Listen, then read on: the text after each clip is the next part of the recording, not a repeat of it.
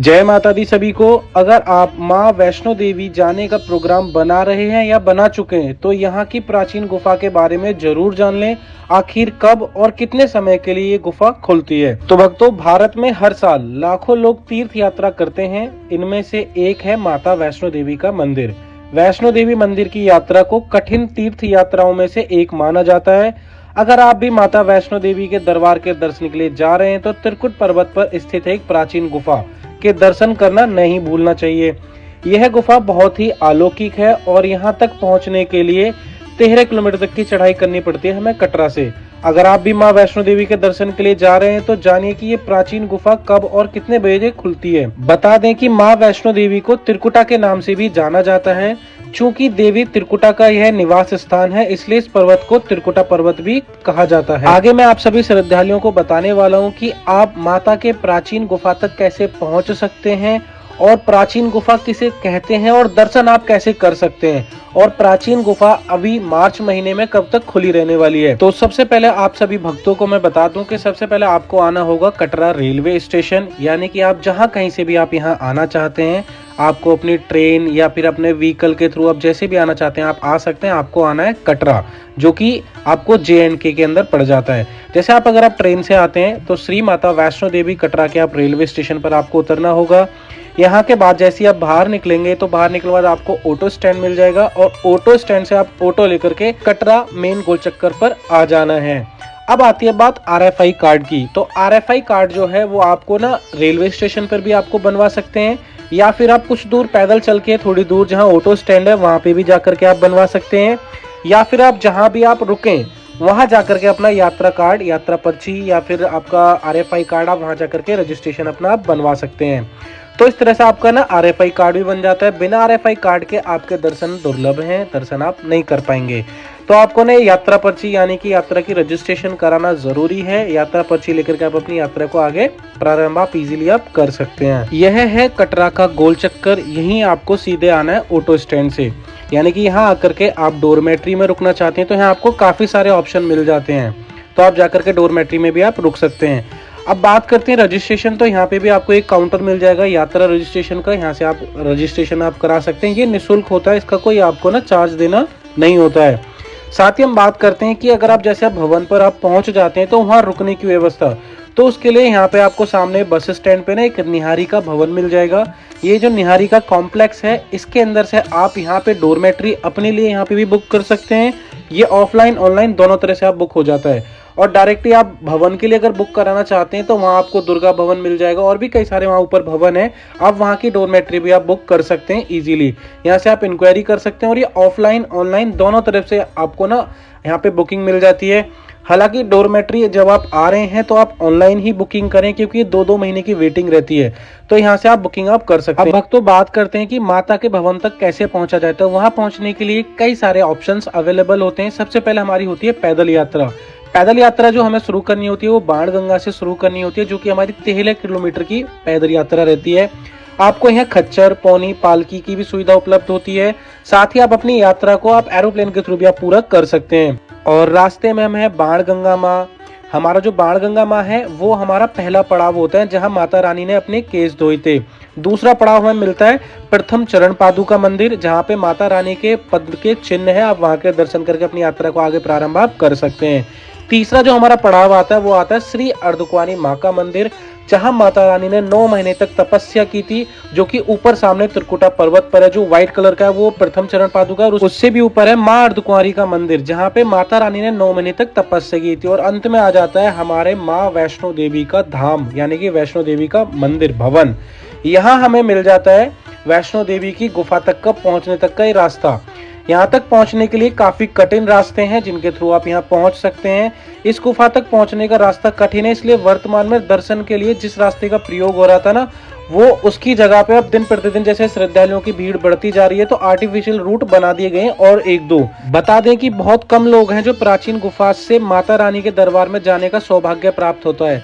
10,000 से कम श्रद्धालु होने पर इसी प्राचीन गुफा के द्वार खोले जाते हैं और आमतौर पर ऐसा दिसंबर और जनवरी और फरवरी माह में होता है, कभी कभी गुफा जो होती है वो मार्च के महीने तक, होली तक भी खुली रहती है।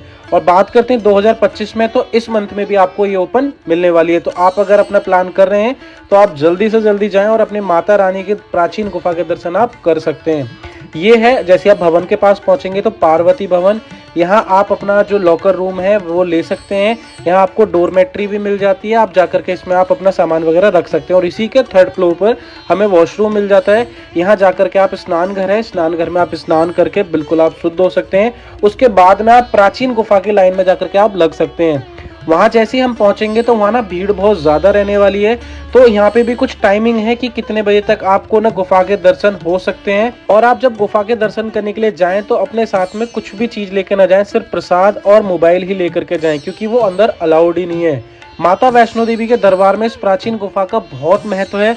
ज़्यादातर लोगों के इच्छा होती है कि वे इस गुफा के रास्ते से ही दरबार में प्रवेश करें। साथ ही यहाँ पे ना दूसरी डोरमेट्री भी आपको मिल जाती है, जहाँ भोजनालय है, जो कि श्री श्राइन बोर्ड के थ्रू है। जैसे मनोकामना भवन है, यहाँ पे आपको डोरमेट्री वगैरह की भी सुविधा उपलब्ध है। आप यहाँ डोरमेट्री इस तरह से मिल जाती है। पर बेड जो होता है यहाँ पे वो 150 रुपीज़ का आपको कॉस्ट करता है।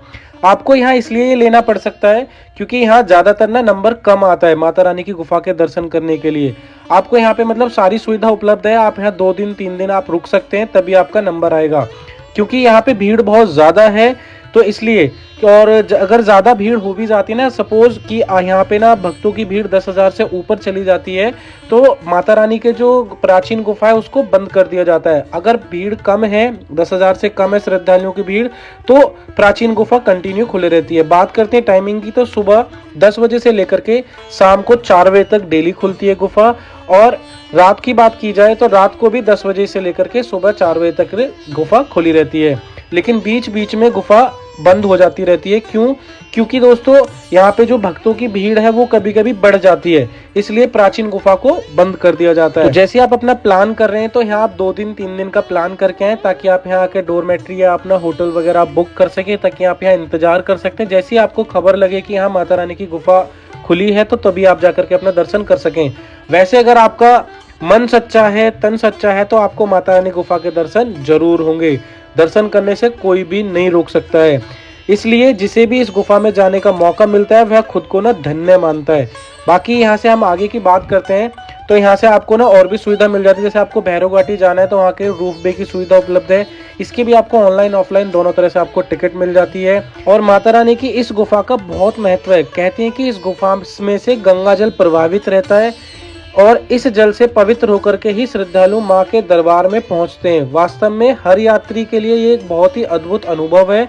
वैष्णो देवी की गुफा का संबंध यात्रा मार्ग में आने वाले एक पहाड़ से भी है, जिसे अर्धकुंवारी भी कहते हैं। प्राचीन गुफा में दर्शन के लिए प्रवेश करने के लिए एक प्रोग्राम बनाया गया है, जो कि शेड्यूल है। जैसे सुबह 10 बजे से शाम को 4 बजे तक, और फिर रात को 10 साढ़े 10 बजे से सुबह के 4 से 5 बजे तक।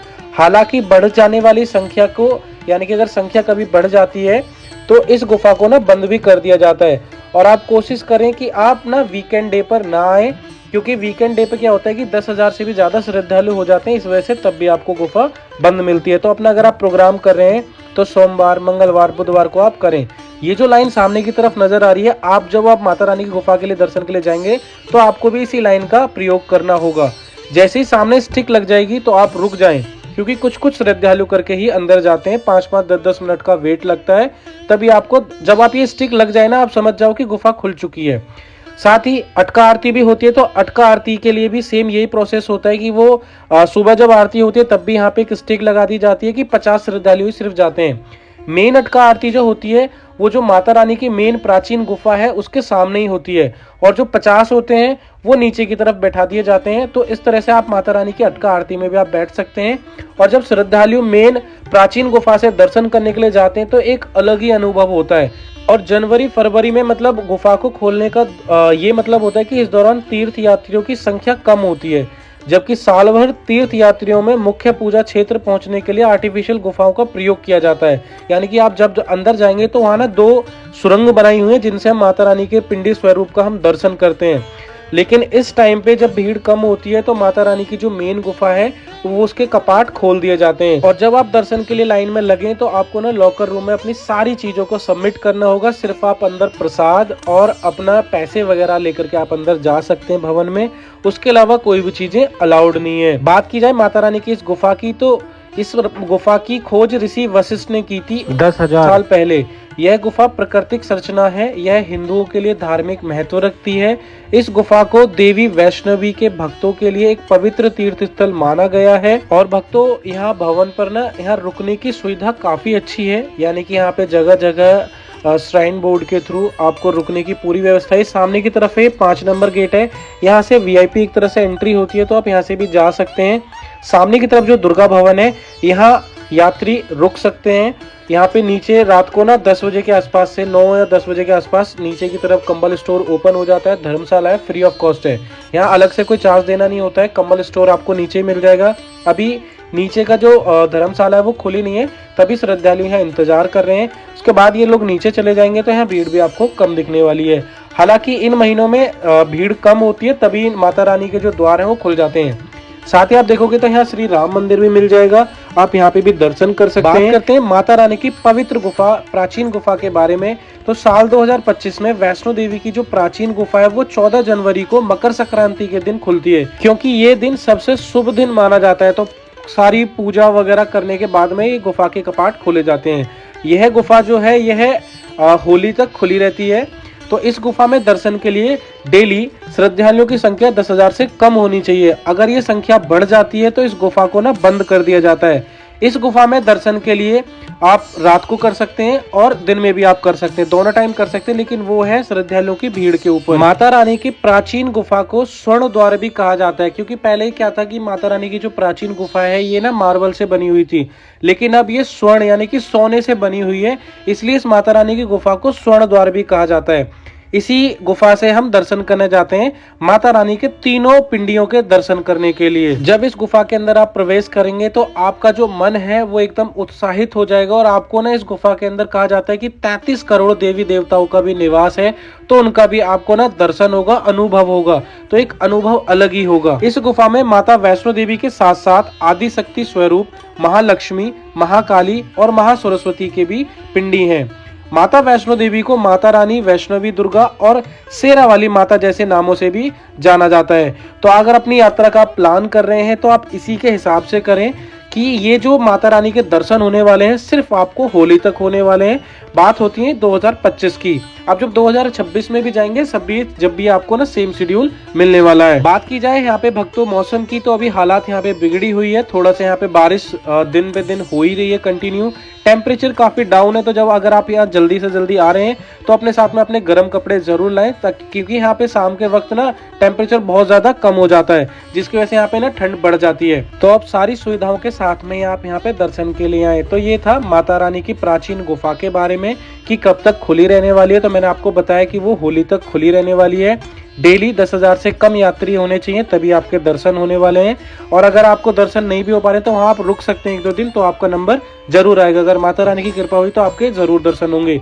मौसम खराब है तो उसके लिए आप पूरी व्यवस्था करके आए। तो जय माता दी। वीडियो अगर अच्छी लगी हो तो वीडियो को लाइक जरूर करें, और अगर आप हमारे चैनल पर फर्स्ट टाइम विजिट कर रहे हैं तो चैनल को जरूर सब्सक्राइब करें। तो मिलते हैं एक नेक्स्ट वीडियो में। जय माता दी।